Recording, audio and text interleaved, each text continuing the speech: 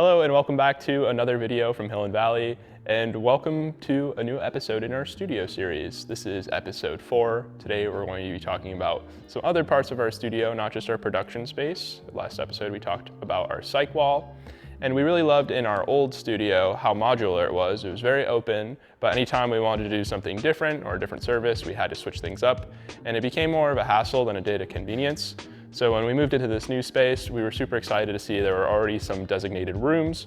So we decided to keep those rooms for the most part and assign them different areas of production.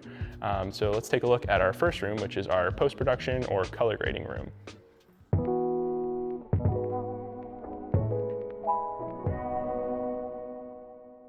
So welcome to the first room we're going to be talking about today. This is our color grading / post-production room. At our old space, we had something similar, but it was kind of just a desk in a hallway, and it was pretty inconvenient because people would come in and out.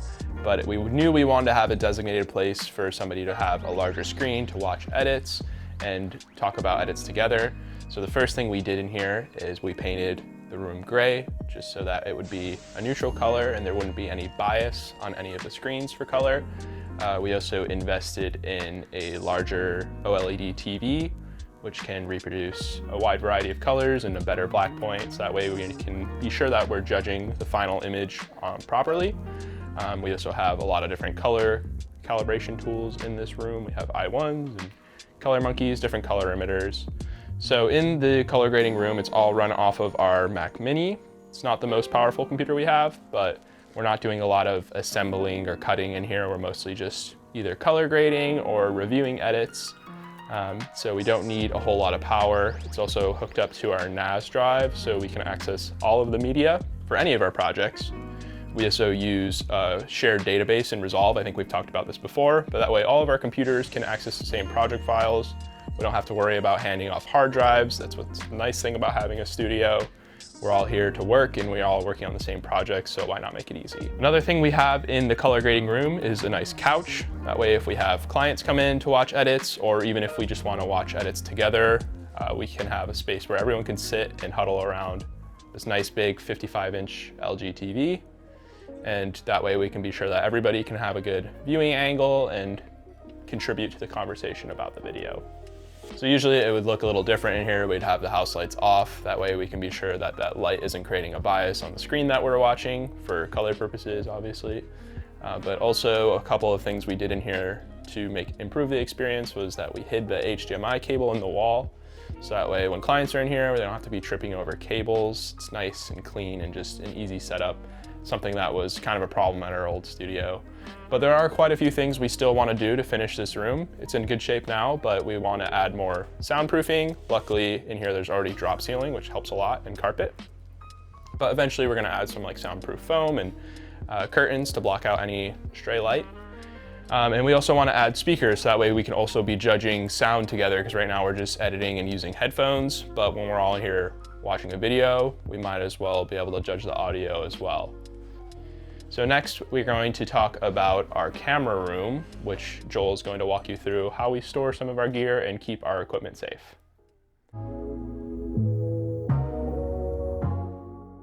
Welcome to our camera room. While we don't do productions in this space, having it makes a huge difference while we're on set or preparing for a shoot. Having a designated storage space is really helpful for our camera equipment, because at our last space, we didn't have one particular spot for everything. So camera gear was often left around the studio, or we would leave things set up and then not know where things are when we're leaving for a shoot. But having this space dedicated to camera storage and camera accessory storage is really helpful in keeping our production space clean. That way, when we wrap up a shoot, we know exactly where to put everything back. We can spend 15 minutes closing up after that, and then the next day we know exactly where everything is. So the main thing here is our Husky. This is our table where we build out our cameras and charge all of our batteries. And we have each drawer labeled and organized for all the different types of accessories, cameras, and lenses that we have. So our most used drawer in the Husky is this one, where we keep our cameras and extra lenses.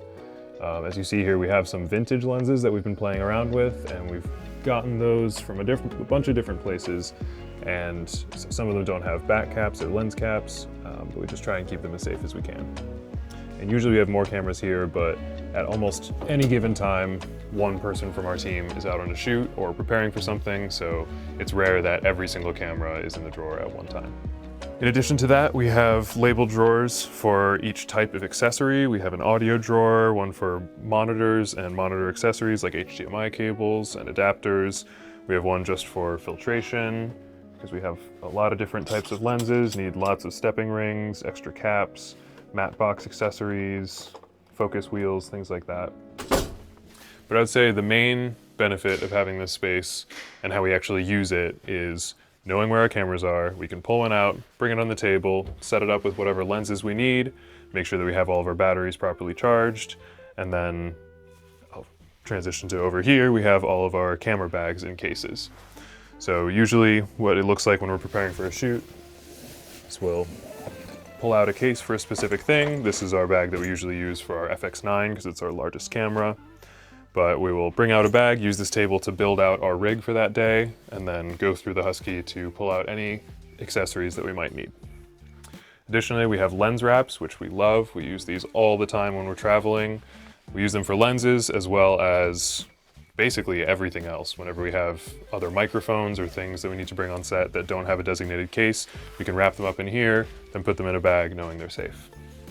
On top of that, we have cleaning supplies for our lenses and cameras, filters, memory cards, charged batteries. Once batteries are finished charging on our charging station on the Husky, we always keep them over here, have them all labeled so we know which batteries are in use and which ones are dead, which ones are charged.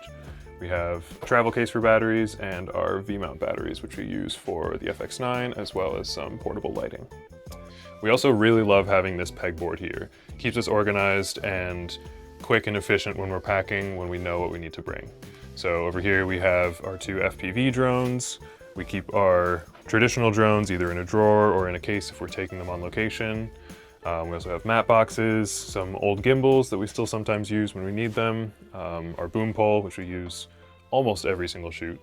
But this is really nice because it's all modular. We have it set up in a way that we like and haven't really changed for a while, but if we ever get a new accessory or piece of gear that we want readily accessible, we can just pull out a piece, put it somewhere else, and organize this system however we need to.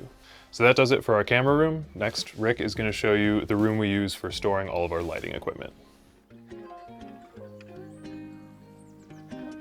So this room is our lighting room and prop room.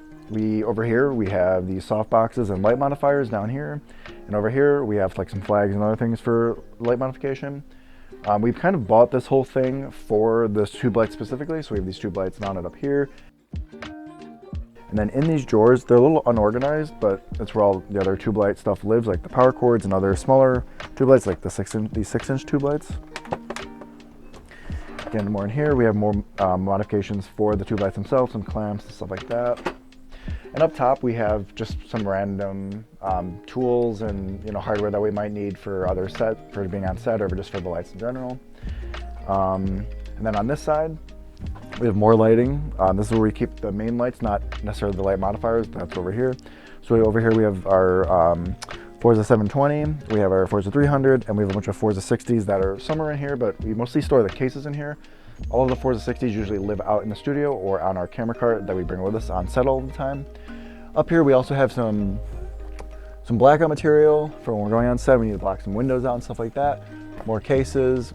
And then on this side of the room, we kind of divide it into storage for our products. We do a lot of product videography. One of the companies that we do for it, this is all of their products that we might need as an accessory if we're filming one of the products. So we have all these hung up for different sizes and different colors depending on what video we're filming. Over here, these are kind of like the main products that we're filming at the time. So down here lower, these are like the products that are going to be filmed more recently. These ones are older products that we might still need, like I said, as an accessory for the current products. But for now, these are the main products that we'd be filming, and they're kind of just all over the place here. So yeah, that's our lighting room. And now Tatiana is going to show you our green room and podcast room. Hey guys, welcome to our green room. This is a room that we did quite a bit of work on to make it kind of what we needed and what we wanted it to be. Originally, this was a bathroom, so there was a toilet in here. The walls were yellow, the floors were different, and we really wanted to create a space where people that come into the studio that are going to be either on camera or having their photo taken had a spot where they felt comfortable to come in and look their best. It's private, it's away from set, so they can kind of take their time and prepare to be in front of the camera. We mounted this giant mirror, which is great for makeup and makeup artists or hair and hair stylists to come in and get models ready. We do a lot of studio rentals, and this is a huge perk to renting our studio. Sometimes it's just too cluttered on set to also be getting ready on set. So we have our giant mirror, we do have a sink still in here just in case anyone needed that, and then we just keep some supplies, and of course we've made it pretty with some new floors, some white paint, and some plants. So now we're going to check out our podcast room. Right now we're on air. When you come into our podcast room, we have it set pretty much to 90%. So you can basically just come in here, sit down and start filming, hitting record, and you're ready to go. Our lights are on a switch. So at any time you can just come on here, flip those on. Those lights are always in here and they're always set to the perfect power so that you don't have to keep adjusting lights or moving them around. The lighting is always going to be good in here for when you need to film. We have our A camera always set up in here. This is an A6600, and that's our widest angle for our podcasts. And then we bring in additional cameras if we need B or C angles. While people are filming, a lot of times they like to refer to their notes. So we do have a computer set up for them to reference. When people are filming in here, we do have 2 mics, and then we can bring in additional mics as well. These are our Rode mics, and we have them on stands currently, but we also have boom arms for them if a specific client wanted a different setup. So these mics are wired to our Rodecaster, which is over here. And our Rodecaster allows us to monitor the audio during filming so that we can make sure that the audio isn't too loud or too quiet, or there's any disruptive noise happening that the mics are picking up. And we use these headphones here to monitor during filming. We also just upgraded and got a clock as well as the on-air sign so that during filming, people that are sitting down don't have to keep looking at their own phones or their own clocks. So over here you can see that we are also in the process of still soundproofing the room. Obviously, with the way our studio is set up, it's never going to be 100% soundproof, but we've started installing more sound panels to hopefully mitigate any additional sound. And then behind our curtains here, we do have foam insulation, which is obviously not the prettiest, and that's why we have some pretty curtains in front of it. That helps mitigate the sound. Also above us, above the drop ceiling, we do have additional foam on top to again dampen any sound coming from the outside and make the acoustics in here as best as we can. So originally we developed a podcast room at our old studio because I was filming for my own podcast monthly. And once our clients started to see that room, then they were starting to get interested in filming their own podcasts. So we decided to open this up, and you can either just rent the room out yourself, and with rental comes the lighting and camera A. So you could literally just come in here with your own cards, film, and leave with your own cards, and have as much filming as you want done in that time. So you can just rent it out yourself. We also do full production, so everything from scheduling to monitoring during a session to post-production and publishing. So we do 2 different things in this room for our clients, and we found that people really enjoy having the options, and they really love how easy it is to just come in, sit down, film, and then be able to be on their way. Thanks for watching episode 4 of our Building a Studio series, and make sure you like this video and subscribe so you don't miss the next one.